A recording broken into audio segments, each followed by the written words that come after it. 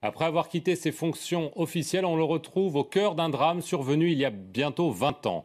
L'attentat contre l'avion du président du Rwanda.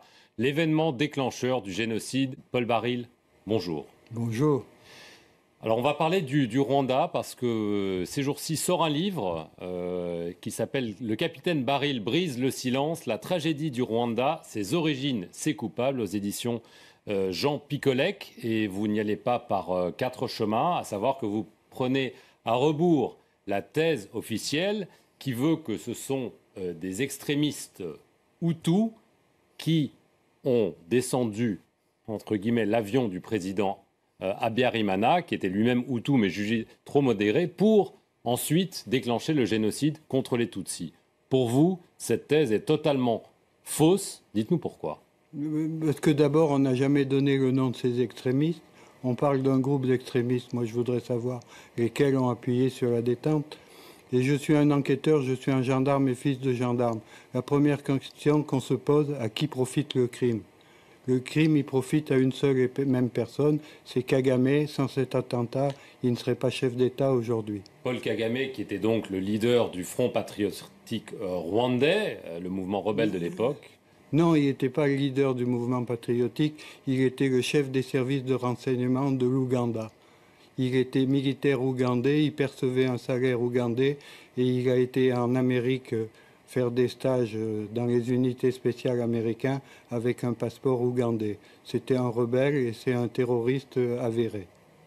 Alors, vous lancez des accusations très graves contre Paul Kagame parce que vous insinuez que c'est lui, le FPR, donc son mouvement, qui a commis cet attentat dans le but de déclencher des massacres et de prendre le pouvoir. Alors que la version la plus largement partagée, c'est que ce sont les Tutsis, et donc les gens comme Paul Kagame, qui ont été victimes de ce génocide. Comment est-ce que vous pouvez affirmer que c'est lui qui a tout manigancé comme ça? Revenons un peu d'histoire. Le 1er octobre 1990, l'Ouganda, avec 3000 rebelles Tutsis, attaque le Rwanda. L'Ouganda, je dis bien, de Museveni, qui est complice de Kagame. La France a des accords de coopération de défense avec le Rwanda depuis 1975, signés par le président Giscard d'Estaing. Le président Mitterrand apporte le soutien et l'aide au Rwanda et on combat les rebelles ougandais et les gens du FPR. Nous sommes en 1990. Il y a 4 ans de guerre jusqu'à ce que l'avion soit détruit par un attentat terroriste. Dans cet avion, il y a 2 chefs d'État en fonction, plus l'ensemble du gouvernement du Rwanda.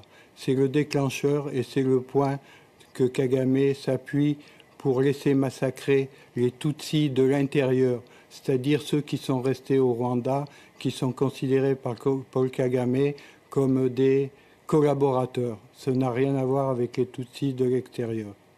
Comment est-ce que vous pouvez affirmer cela? Ça paraît quand même impensable que lui-même aurait laissé massacrer son peuple, entre guillemets, pour parvenir au pouvoir. Comment est-ce que vous pouvez l'affirmer? Il ne l'a pas fait tout seul, il l'a fait avec l'aide des Américains et de l'ONU. À cette époque, il y avait la MINUAR qui était 2800. La force de l'ONU. La force de l'ONU, commandée par le général canadien Roméo Dallaire. Le soir de l'attentat, les 2800 soldats de l'ONU se sont restés 280 soldats. La force de la MINUAR aurait pu protéger les Tutsis de l'intérieur. On a dégagé volontairement cette force qui aurait pu se mettre en travers des génocidaires. Mais alors, vous affirmez ces liens entre Paul Kagame et la CIA. Vous laissez même entendre que la CIA était parfaitement au courant des agissements, y compris donc de cet attentat qu'il aurait organisé. Ce sont des accusations très très graves que vous portez. En 1994, encore le sang coule encore à Kigali. Au mois de juillet, Kagame décore ses amis américains de la CIA. Je donne les noms dans le livre, je donne les dates, etc.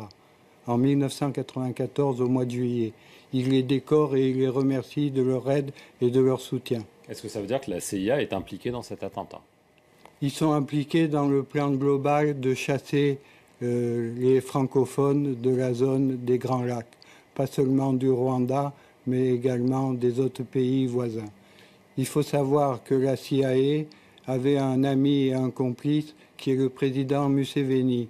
Il a été choisi parce qu'il faisait barrage à l'islamisme venant du Soudan, de Hassan el-Tourabi et de Omar el-Béchir. J'étais en mission pour le président Abiramana et pour la France, au même titre que les 3 pilotes, copilotes, mécanos, qui ont été abattus. On collaborait pour notre pays. La France était en guerre jusqu'aux accords d'Arusha, qui sont le travail de la France et du président Mitterrand. Les accords d'Arusha que Kagame avait acceptés, qu'il a refusé de suivre en faisant l'attentat de l'avion. Il avait le prétexte pour intervenir militairement.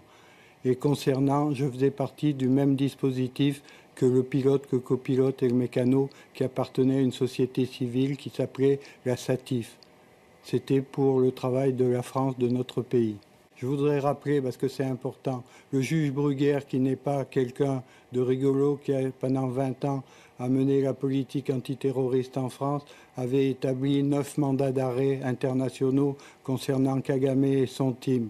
Je vous rappellerai que le juge espagnol Meirelles, sur l'assassinat d'Espagnols, l'Espagne n'a rien à voir, il n'y a pas eu de militaires au Rwanda, a établi 40 mandats d'arrêt internationaux. Quand on superpose ces 2 listes, il y a 5 noms qui ressortent, l'état-major de Kagame et Kagame lui-même. Je suis le dernier survivant de l'équipe qui accuse Paul Kagame. Et Paul Kagame, je l'ai connu, on a mangé ensemble et il me demandait une télécommande. Vous le racontez d'ailleurs. Il me demandait une télécommande à distance pour assassiner le président Abiramana. Et je voudrais vous faire remarquer une chose. Pourquoi je suis au centre de ce dossier? Parce que je suis le seul à avoir poussé la justice à ouvrir une information. C'est moi qui ai fait déposer les plaintes. Sans le capitaine Baril, aujourd'hui, il n'y aurait pas de dossier ouvert. Et je rappellerai qu'il y a eu l'équipage d'assassiner le pilote, le copilote et le mécano, mais le lendemain, il y a eu 2 gendarmes qui étaient des coopérants et l'épouse d'un gendarme qui a été assassiné. L'instruction n'a pas déterminé quels sont les assassins, il n'y a pas eu de procès, et moi, ce que je demande, c'est que les parties civiles et les familles aient enfin la vérité et que les coupables soient arrêtés et châtiés. Très bien, écoutez Paul Baril, merci beaucoup de nous avoir livré vos vérités. Vous pourrez les lire dans cet ouvrage à paraître très bientôt. Merci à vous d'avoir regardé cet entretien sur notre antenne. Restez-y pour plus d'informations.